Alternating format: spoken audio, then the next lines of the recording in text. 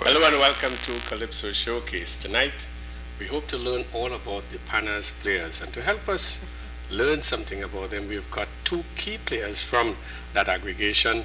They are Johan Popwell and Barry Bartholomew, two, as we said, key players and co-arrangers for the band and foundation members at that. Gentlemen, welcome to Calypso Showcase. Thanks, Alvin. Thank you. And I know that you have just returned from Mayaro beach area. I don't know if you use that as a sort of celebration weekend, but perhaps you can tell me, how did that weekend go? The reason for us going to Mayaro really is for Amoco had us invited to perform for them for Republic Day celebration they were having down there. And we were the feature act in that performance, in that evening's outing. And it went very well. It was also a good opportunity for the band to get together and spend a weekend together, and get to know each other a bit that much more better, What do you remember best about the weekend, Johan?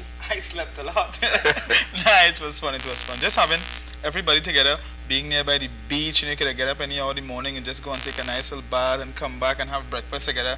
Barry cooking for us and things. So it was really fun. Real good curry. We enjoyed this hand for that weekend. Okay. PANAZZ players, winners of Pan Ramajay 1995, and let me take this opportunity of congratulating you and all of the members by extension. But I noticed within the last year there seems to be a hint of you all going professional. You all have come out with a new CD. Tell me about that project. Johan? Well, the new CD was comprised of the songs we did from the first 3 Ramajays that we won, which was the first year with Potential, and then PANAZZ for the first 2 years. And it has most of the selections what we did there for those 3 years gone by, and we also added some new ones on the CD to make it sound a little bit different. and it's been selling very, very well, I must say that.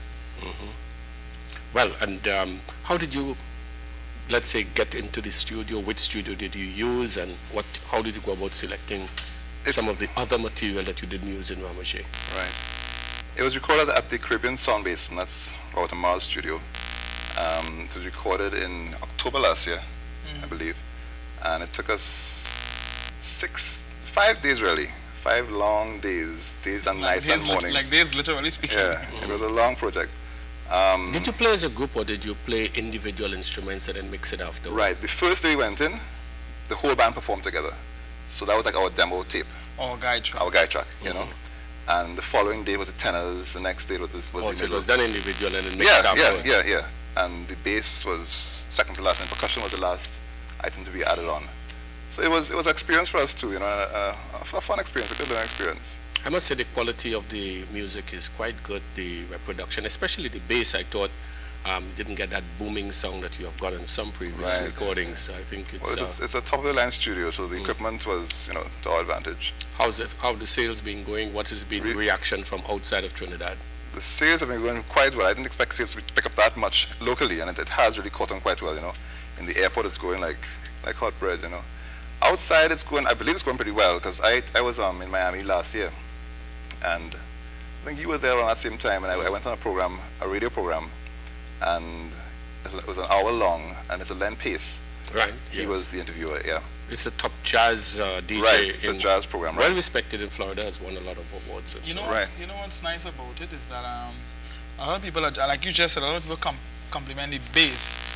Because when people listen to it for the first time, first thing they think about is, nah, this is not pan bass. They think of some kind of, but it's really a nice bass song. And then, you know, we worked plenty towards getting that bass song that kind of way when we was mixing it down, like, because you hardly hear that in steel band recording. You hear most of the front line all the time. Well, the support wasn't always there. But we really try hard to bring out that bass because, you know, you will still hear the front line parts. Okay, we'll talk a little bit more about that later, but what we want to do is give you, the viewer, an idea of PANAZZ, how it was formed, how it developed. Perhaps you can tell me in a nutshell where it started for you and where it has taken you. Wow. You mean like from the beginning? Yeah. All right, well, actually I started playing about 17 years ago, about 79, somewhere around there with Blue Diamonds. That was the first band I played with. I think that was one of the most memorable experience, starting off with Blue Diamonds. I think around the age 12 or something like that, so I guess you can figure out my age by now by saying that. And then I moved on to Jewel 22, was a kind of a branch off. Wanted Dead or Alive? You're sure right, Wanted Dead or Alive of Blue Diamonds, a kind of a branch off with Blue Diamonds. But I didn't stay too long there. I played with them from just 1980 I think I played with them, yeah. Because I took 79 and some of 80 in Blue Diamonds, then later I went there. And from there I went on to Neil and Massey, well then Kateri Trinidad All Stars. And I think that was where I gained most of my experience. What was the first Panorama tune you played with All Stars? My first Panorama tune was Heat.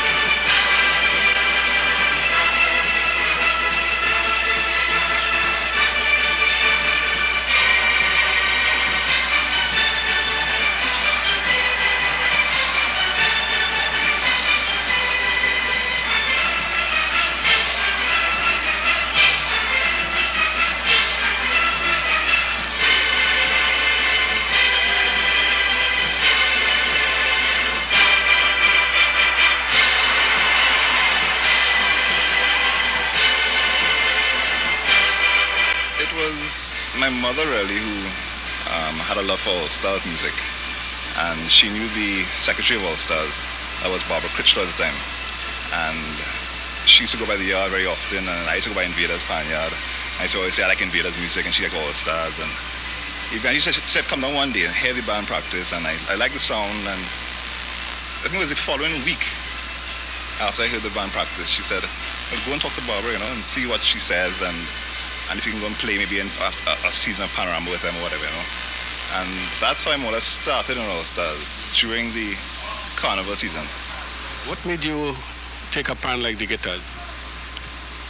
At first, I really did start on the tenor pan All Stars, eh?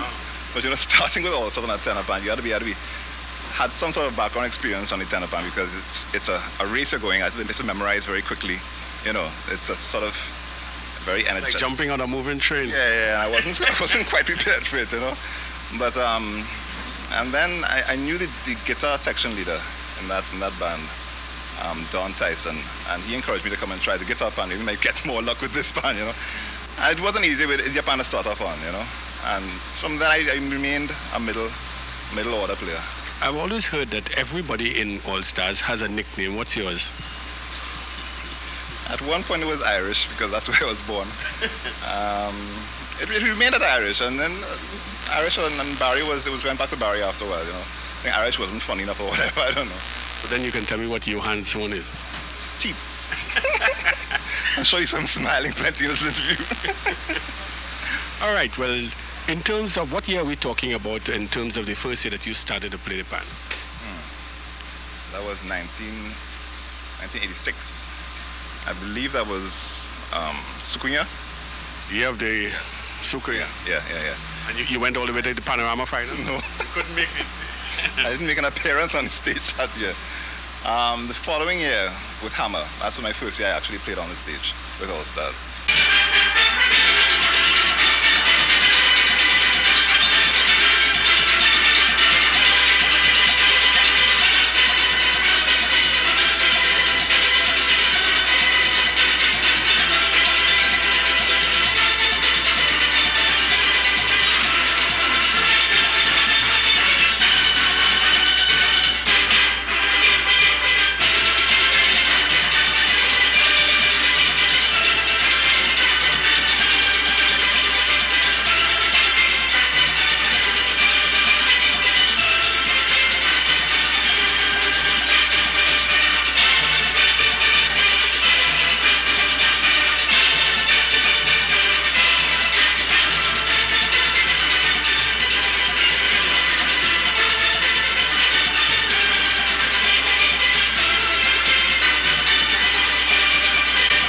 Let's talk about the birth of Panas from your point of view, True Potential.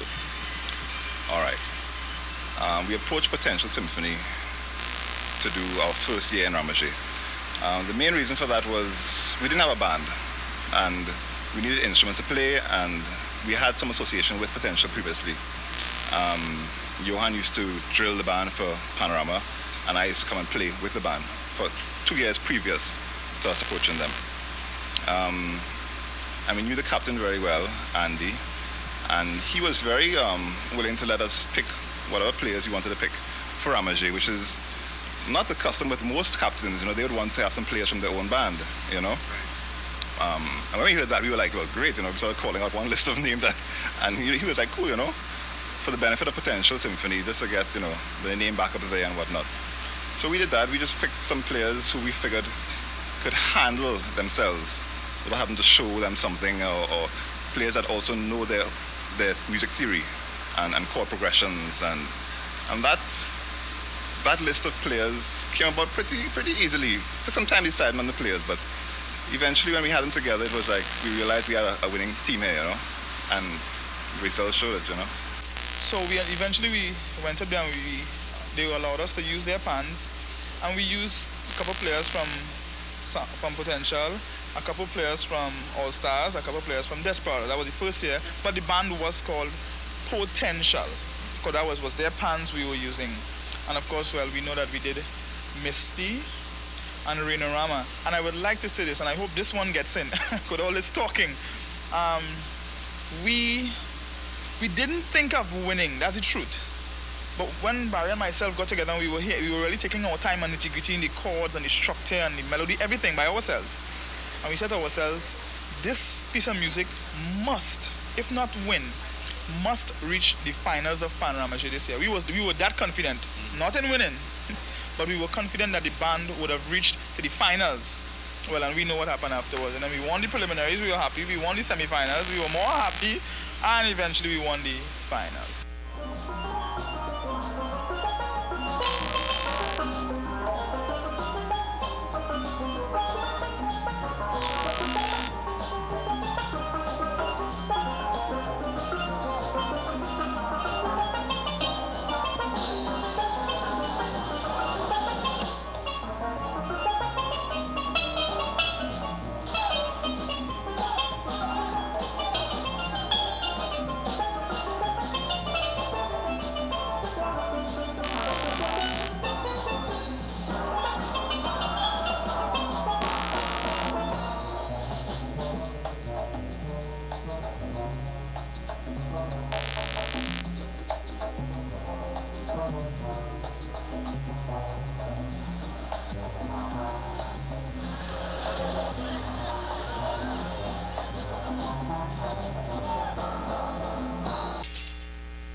Where did the name Panas come from, though?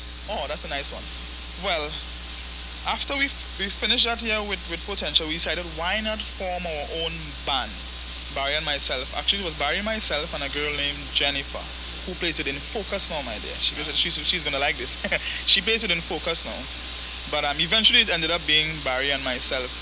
As regards to the name, when the name was being formed, I myself personally was away, and Barry and Dane were looking at all kinds of names. But we were keeping. I used to call on the phone every now and again and find out what's going on. And he said, "Well, we trying all kind of name, some high stars or some kind of wild thing." And then we decided Panache, and then eventually it came down to PANAZZ. I remember going through a list of names and trying to decide what would accommodate the jazz idiom as well as pan, and also give an identity to the band's music, you know. And I remember calling Johan, because Johan was on a cruise ship at that period, you know, and we were relaying on the phone as to what suggestions he had and what suggestions I had. And eventually PANAZZ was the one that we both sort of agreed that sort of described the band's, you know, direction. For posterity, who would you say were the foundation players of PANAZZ? Oh, I can say that off my head. The foundation players of this band, I would call them the same guys from Potential days, even though we weren't PANAZZ. But we have Barry, we have Dane Gulston, we also have Mr. Keith Coombs, foundation member, even though he did not play with the first band Potential, but he's a foundation member of PANAZZ players. Then we have Yakim, who was there from day one until all now. Yakim Glenn Sween, he's also here right now for all the ramages that we won. And then we had Sean Richards from Desperados. Hopefully he'll leave Desperados and come and stay at PANAZZ forever. He's one of the main members. He was there from Potential right up to now. And I think those 5 persons are the core members. We had Natasha and Donnell, but they played with Potential when we were Potential, and then they didn't play the first 2 years with PANAZZ, but now they are back with PANAZZ. They played the first, and Tasha played the last. So the two in between, they weren't there when we formed PANAZZ as such. But so tell me, who are the current members of PANAZZ? I can give you that again. The current members are, again, we have on tenor, Dane Gulston, who is currently away right now. Then we have Sean Richards, that's the one from Desperados, on tenor pan again. Our newest and Mr. Perfect Pitch, as we would call him, Mr. Sheldon Webster, who is also our next tenor man. I call him the Black Dane. Nothing meant by that. Dane is just red, he's just dark. Same height, they play the same kind of way. On tenor, then we have Natasha, who plays double seconds and 6 bass, which you will see if you stick around tonight. Double seconds and 6 bass. Exactly. Double seconds and 6 bass. And on guitar pan, one of the co-leaders, Barry Bartholomew, plays guitar pan. Triple guitar, there's Mr. Nigel Williams, who is a foundation member of PANAZZ from the first PANAZZ right down. And then there is Yakim on bass again, one of the bass players, foundation member. Felix, also on bass. He's one of the all-stars players who joined the band. And then there is the 3 percussionists. The 2 newest members, which are Sean Blackman, Mr. Raj Shorty's son. He plays congas and percussion for us. Mr. Richard Joseph, that's our newest drummer. For the first year, he won. He can tell everybody he won Ramajay. That's for the first year. And Mr. Keith Coombs, of course, who's our percussionist. In terms of the Ramajay element, how did you, as one of the, let's say, co-arrangers, seek to bring this out in the band? It wasn't too difficult, as I said, because of the player's ability. It sort of was an easy job for us. We just put on the basic tune, and from there it was up to the band. And that's how it went. From the first day we practiced, and the band got the tunes down. It just took off from there, Once Sean might start a little solo, and Dane would feed off of him and pick up right after his ending, and it just flew from there, So luckily for us, it was easy. I think one of the things that stood out early in the band's playing was the fact that apart from the frontline tenor pans and maybe up to the double second, which most of the other bands were ramaging on, you all were carrying it into your area, the guitars, and down through the cellos and so on. Right. Was this deliberate or did it just happen? I think, especially the first year, everybody just wanted to have a touch, and we sort of, the time-wise, of course, you're limited to a certain amount of time. It's 6 minutes per selection, and we really wanted to get every section having at least one solo, and the players were able to do it. So once we could fit it in time-wise, it was possible, It seemed though that in the following year with Bassman, that there was a distinct effort to feature Donnell on the bass. Yeah. I think Donnell was the main reason we chose Bassman, It was between Bassman and 1 or 2 other Calypsos, but I realized that Bassman, for the crowd, it's a show putting on as well. And Donnell is a great showman himself, show boy, whatever. And we weren't like trying to use Donnell in that sense, but we realized he has a lot of skill on the bass, and we could, use that skill to our favor,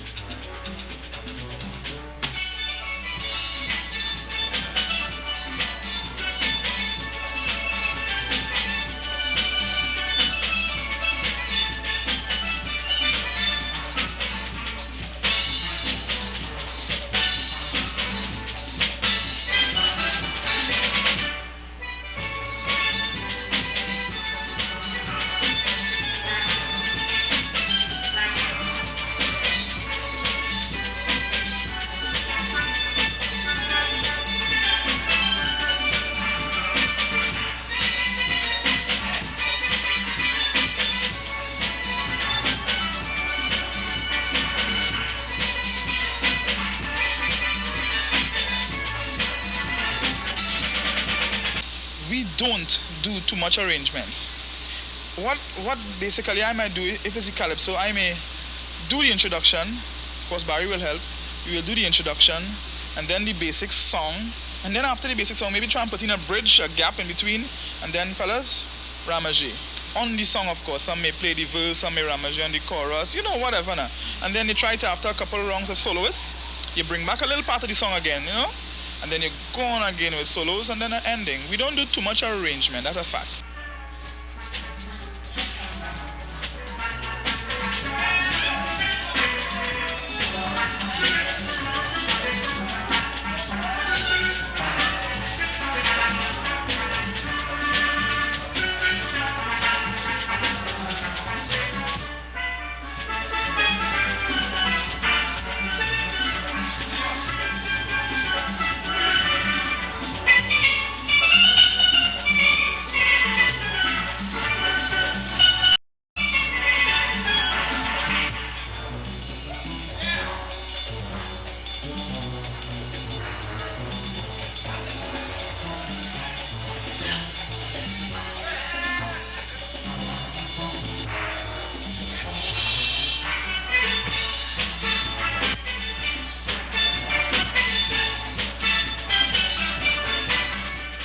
Describe a typical practice session for me. Typical session. Some players would arrive late, some would arrive early. Once things get going, it's business. We try and get as much work done in one night's practice. once the basic tune is down, we would spend a lot of time just going through the progression over and over, let each person get a chance to get familiar with the chords and to solo as often as they can to get comfortable with the progression. And before you know it, it's 11 o'clock at night and it's time to go home, and the next day you just pick up where you left off. But it's fun too, because the players, we all enjoy our own company and we make it enjoyable. It's not like it's just work. It's fun for us, and we bring that fun onto the stage as well.